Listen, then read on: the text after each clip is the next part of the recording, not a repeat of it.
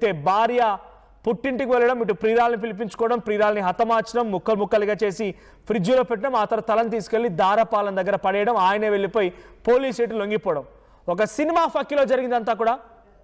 నేవీలో టెక్నీషియన్గా పనిచేస్తున్న రవీంద్ర ఇంత దారుణానికి ఒడిగట్టి సైకోగా మారిపోయి ఇంత దారుణానికి ఒడిగట్టాడంటగా చుట్టుపక్కల ఉండేవారు కానీ ఆ ఇంటి ఓనర్ కానీ ఆశ్చర్యానికి గురవుతున్నారు, భయభ్రాంతులకు గురవుతున్నారు.